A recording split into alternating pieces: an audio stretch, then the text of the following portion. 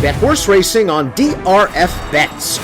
We'll match your first deposit up to $250. Get free expert picks and past performances, plus weekly cash back, all from Daily Racing Form, the most trusted name in horse racing. This is DRF Race of the Day. Hi, everybody. Dan Illman, Mike Beer. We're kicking off Belmont Stakes Week with our Thursday race of the day, and it is a good one. Let's start up the field for the Grade 3 Wonder Again Stakes. 3-year-old fillies going 1 1/8 on the inner turf. You can download free formulator past performances for this race on the Race of the Day event page at drf.com. Access them, handicap along with us. And Mike, Todd Pletcher has both the 5 Jouster and the 2 Lima, 2 fillies with similar running styles, although Jouster is likely faster from the gate. It seems that way. They do both have speed, Dan. I suspect they could both get forward in here. It doesn't feel like there's a ton of speed in the race. I thought Jouster would probably be on the lead. It'll be interesting to see the course conditions. We're expecting a little bit of rain this week, and maybe that'll make the 1 1/8 a little bit more testing as well. We take a look at the Timeform US pace projector. Jouster looks like a speed horse. She has been on the lead in every single one of her races. She is expected to make the lead here. And with Lima, the one likely to be chasing her early, there is a chance that Jouster could back this pace down. Yeah, I mean, she may not have to go fast in here. You wouldn't think that Lima, who, again, does want to be forward, you wouldn't think she'd go after her too hard early in the race, Dan. Maybe that leaves the, the dynamics sort of in the hands of the 6 gift list because she's not slow early, and I think she will be forward. We'll see how early she goes after the lead.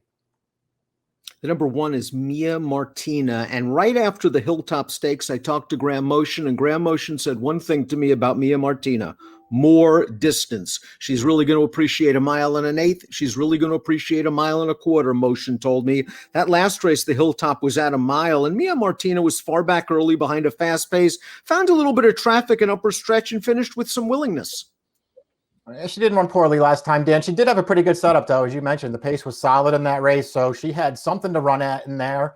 I don't know. She was in a little bit of traffic, I thought, sort of in and among horses in the stretch. Personally, didn't think it cost her that much. I thought she ran fine in there. She has to run way better than that, and I think it's going to take more than added distance to get her to beat this field. A wet turf course works for the number 2 Lima, who scored over good going last time out at Gulfstream in the Honey Rider Stakes. Let's watch that race. She chased a pretty solid pace throughout, takes over the lead, and it's just too much for these horses. 88 Beyer speed figure, very competitive. She's very late to change leads in the stretch, but she's taking a big step up in class, Mike, and being on the chase against a horse like Jouster might not be the greatest running style for her. I wonder how much upside is left after 10 starts. I wonder, too. I mean, I realize that the 88 she earned winning that race right there makes her competitive in here. I don't know, Dan. I mean, to me, she's facing such a tougher field. I mean, this field is so much tougher than the one that she just beat last time. And I know she got clear at the end. I wasn't that impressed with her win last time. She's won 5 of 10 starts. The number 3, I Get It, at 20-1 on the morning line, has won 5 of 9 starts, including this win in the Sanibel Island at Gulfstream back on March the 27th. I'm going to give this one a little bit of credit, Mike. Not a lot of pace in this race. They went a half mile in this mile event in 49 seconds flat. They're all sprinting on home. I Get It sprints home faster, but this was not a strong field. Yeah, she's, just doing what she had to do here against a weaker bunch here. But I'm with you. I'll give her a little bit of extra credit because they didn't go in front of her. She was last. She swept that field around the turn. Very game to get it done. I don't know about stretching out for her, Dan. I'm not sure how much farther she wants to go, but she's a little underrated. Belmont took a shot last time out with the number 4, Always Late, running her on dirt in the Grade 3 Gazelle, and she showed brief speed before tiring. Make no mistake about it, though. She is a turf filly. She won both of her turf starts this season, including this win against non-winners of one other than at Gulfstream on March the 10th. Nice tactical speed shown by Always Late in this race, Mike, and she's getting away from him late. Yeah, she ran well in this race. You're right. She got a little closer to the pace in this spot. Very confidently handled until the stretch, Dan. Then she got set down here, and she's just keeping clear. It feels like the 9 furlongs is absolutely no problem for her.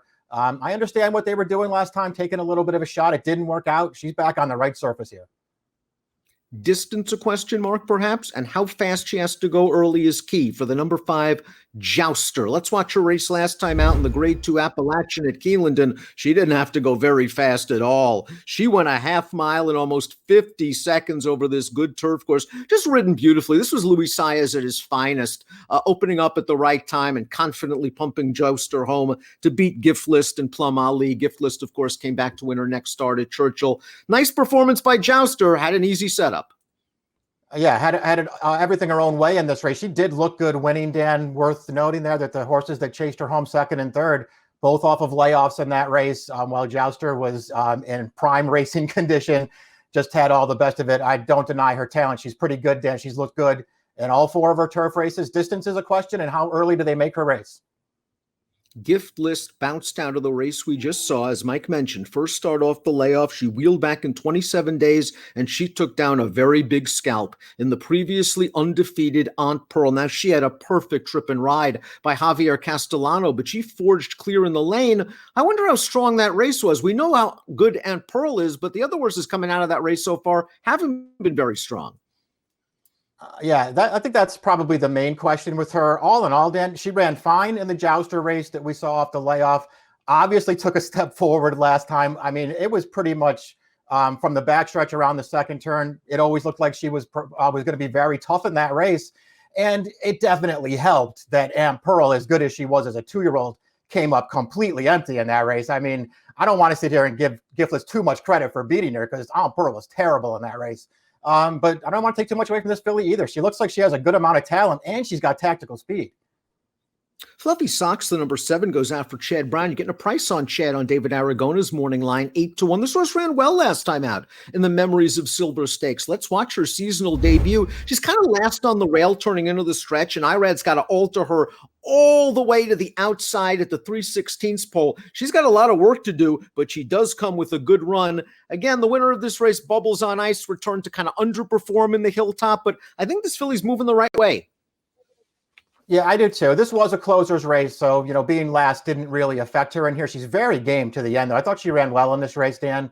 I think she's run well in all of her races, actually, going all the way back to her debut. There's not a bad race on her card. She's not very flashy, but she shows up and runs. You can give her any kind of a trip in a race, too. If she's going to be around the 8-1, I have no argument with anybody who likes her. I think there's something here with the 8, Creative Cairo, Mike, who's going to be a big price for trainer Christophe Clement. The question is this too much too soon? Her first race out of the maiden ranks. Let's watch her second lifetime start, her maiden breaker. She was really sandwiched leaving the gate. She eases out, turning into the stretch. You see that she's very green. She must change leads 2-3 times in the stretch, but once she finally does straighten herself out, I mean, she goes and gets this horse on the lead, a horse that has a tendency to lose photos. And that's true. The horse that she's running down is now, it's been 3 straight races for her where she has the lead in the stretch and can't hold it. But still, she's actually has a little bit of talent there. And I thought Creative Cairo did very well to gun her down there in the stretch.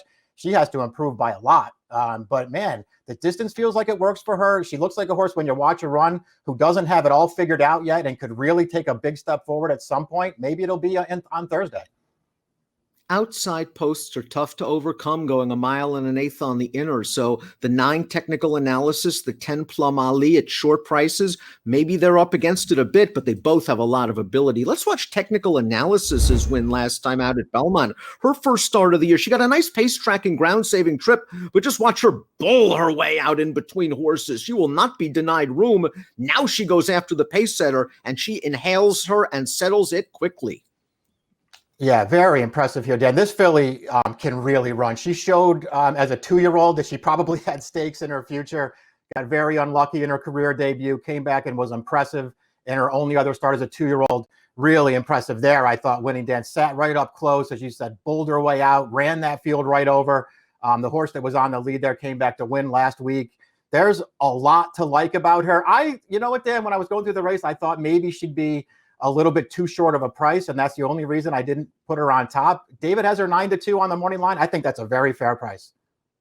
I agree as well for a filly that hasn't been less than 5-2 in her life. Plum Ali on the outside, 5-1 on the morning line. Graded stakes winner at Belmont last year. I didn't think she ran terribly in the Breeders' Cup Juvenile Turf. And in her seasonal debut, the Appalachian, A, she had the layoff working against her, and B, there was just no pace for her to run at. She should run better, but it's a lousy post.